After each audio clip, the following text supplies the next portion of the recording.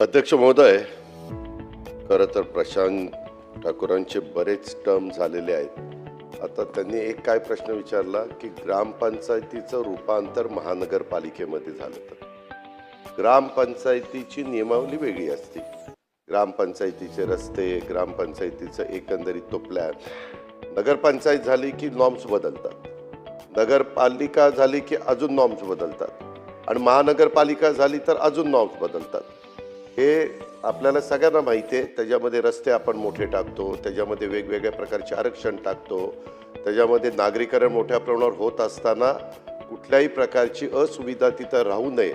दफनभूमी असेल, स्मशानभूमी असेल, क्रीडांगण असेल, तुमचं उद्यान असेल, इकॉनॉमी वेकर सेक्शनच्या करता घरं असतील, अशा अनेक गोष्टी आपण त्याच्यामध्ये टाकत असतो. त्याच्यामुळं सभागृहांनी एक गोष्ट लक्षात घ्यावी, ग्रामपंचायत असताना ठराव झाला, नंतर त्याची महानगरपालिका झाली म्हणून तेच कंटिन्यू महानगरपालिकेत होईल असं अजिबात होत नाही. हे पहिल्यांदा सगळ्यांनी ध्यानामध्ये घेतलं पाहिजे.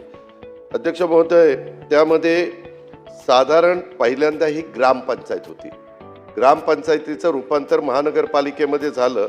आज अंदाजे पनवेल महानगरपालिकेमधली लोकसंख्या 15 लाखच्या दरम्यान साधारण प्रशांत असेल आणि त्याच्यामध्ये खारघरची लोकसंख्या अंदाजे 4 ते 5 लाख आहे. इतकं मोठ्या प्रमाणावर तिथं नागरीकरण झालं आहे, बाहेरचे लोक आलेत, वेगवेगळे व्यवसाय सुरू झालेत. ज्यावेळेस मोठे मोठे हॉटेल येतात अध्यक्ष महोदय, त्यावेळेस त्या हॉटेलला बाबा 5 स्टार हॉटेलमध्ये काय सुविधा असल्या पाहिजेत, 4 स्टार हॉटेलमध्ये काय सुविधा असल्या पाहिजेत, 7 स्टार हॉटेलमध्ये काय सुविधा असल्या पाहिजेत, ह्याची एक नियमावली आहे. ते पहिल्यापासूनच देशामध्ये सगळीकडे त्या बाबतीमध्ये लागू आहे, तसे आपल्या पण राज्यामध्ये लागू आहे. आता या सन्माननीय प्रशांतजींचं म्हणणं असं आहे की आम्ही ठराव करतो म्हणून ते बंद करा. अध्यक्ष महोदय, मागं ह्याच सभागृहामध्ये काही सन्माननीय आपल्याला आठवत असेल, मागं आपण एका जिल्ह्यामध्ये, मी त्या जिल्ह्याचं नाव पण घेत नाही, जिल्ह्यामध्ये दारूबंदी केली. नंतर मागे सरकारमध्ये आम्ही असताना आपण पण त्यावेळेस सगळेजण त्या सरकारमध्ये होतो, त्यावेळेस ती दारूबंदी उठवली.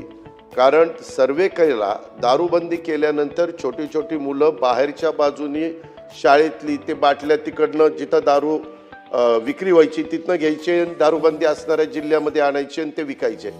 त्याच्यातनं एक सर्वे असा पुढं आला की याच्यातनं मुलांनाच एक वेगळ्या प्रकारचा व्यवसाय मिळाला आणि मुलं त्याच्यातनं पैसे कमवायला लागले आणि म्हणून आपण ती दारूबंदी उठवली. दारूबंदी आणि काहींनी तर तिथं आमदार खासदार आम्हाला निवडून द्या, आम्ही निवडून आल्यावर आम्ही दारूबंदी उठू आणि ते खासदार झाले, आमदार झाली. ही वस्तुस्थिती आहे आपल्या महाराष्ट्रामध्ये, पण त्या खोलात मी जात नाही.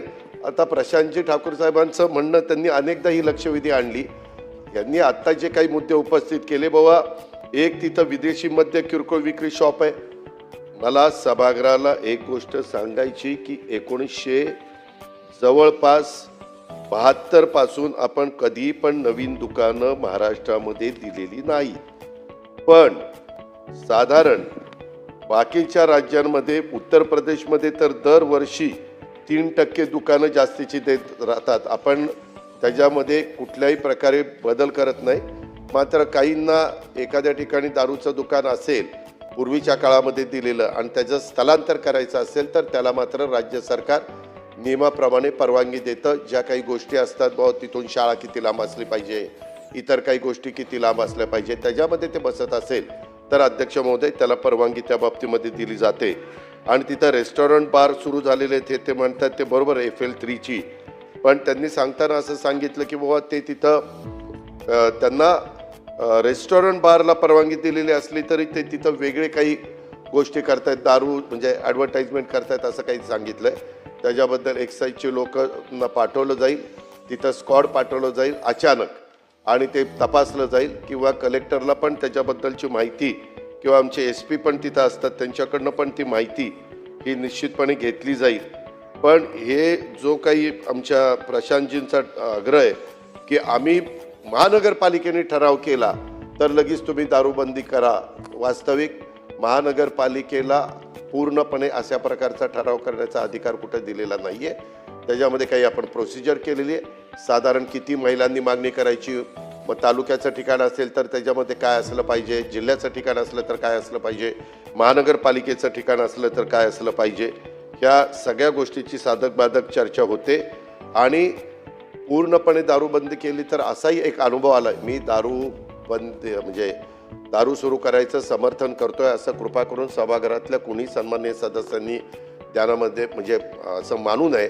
पण दारूबंदी एखाद्या भागात पूर्ण असली, आज देशामध्ये पण काही काही राज्यामध्ये दारूबंदी आहे, परंतु तिथून वेगळ्या मार्गाने एवढी मोठ्या प्रमाणावर दारू पुरवली जाते, हातभट्ट्या तिथं वाढल्या जातात, मग त्याच्यातनं वेगवेगळे प्रकार होतात, त्याच्यातून कधी कधी मनुष्यहानी त्या बाबतीमध्ये होती.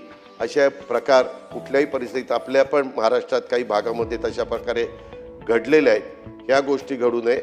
दारू तर कोणी पिऊ नये ह्याच मताचं आम्ही लोक आहोत, परंतु आपण म्हणून चालत नाही, कारण प्रत्येकाला आपलं आपलं स्वातंत्र्य आहे आणि त्याच्यामुळं जे काही नियमावली केलेली आहे त्या नियमाच्या अधीन राहून ते त्या गोष्टीचा वापर करत असतील तर त्याला कुठलं बंधन त्या बाबतीमध्ये नाही आहे. ही पण गोष्ट मी सभागृहाला लक्षामध्ये आणून देऊ इच्छितो आणि प्रशांतजी ठाकूर आणि त्यांच्या मार्फत राज्याला पण सांगू इच्छितो की असं कधी महानगरपालिकेने ठराव केला म्हणून दारूबंदी त्या ठिकाणी केली जाईल असं कधी होणार नाही.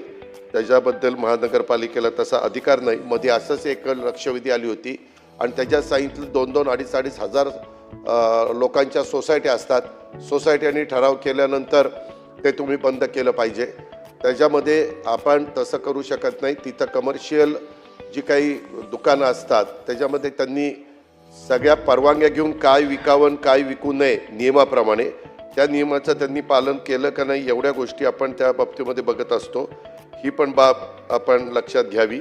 आणि सहज मी सभागृहाला सांगू इच्छितो की आपल्या इथं राज्यामध्ये 2 जिल्हे आपण कोरडे जिल्हे जाहीर केलेले, एक म्हणजे वर्धा आणि दुसरा म्हणजे गडचिरोली. आणि ते वगळता 338 तालुक्यामध्ये 108 तालुक्यात आज एक देखील अशा पद्धतीचं दुकान नाही आहे आणि राज्यात फक्त 1713 विदेशी मद्य विक्रीची दुकानं त्या बाबतीमध्ये आहेत. बाकीचं जर आपण बघितलं लोकसंख्येचा विचार करता तर तेलंगणामध्ये लोकसंख्या ज्या प्रकारे आहे त्या लोकसंख्येच्या मागं मोठ्या प्रमाणावर दारूची दुकानं वेगवेगळ्या भागात आहे आणि ह्याच्यातून उत्पन्न मिळतं असं नाही, परंतु जर ती दुकानं नाही दिली म्हणजे त्या भागामध्ये तर हातभट्टीचा धंदा वगैरे हे गोष्टी वाढतात. तेही वाढू नये म्हणून पोलीस यंत्रणा नेहमी सतर्क असते. परंतु अध्यक्ष महोदय, आपण पण जळगाव जिल्ह्याचं प्रतिनिधित्व करता, आपल्याला पण माहिती आहे फार त्याच्यामध्ये काटेकोरपणे लक्ष ठेवावं लागतं.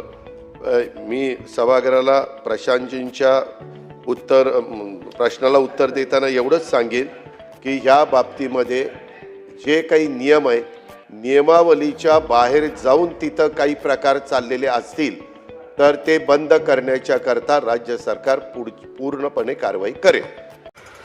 नवीन घडामोडी पाहण्यासाठी आजच आम्ही मुंबईकर 24 तासला लाईक करा, सबस्क्राईब करा आणि अपडेट रहा.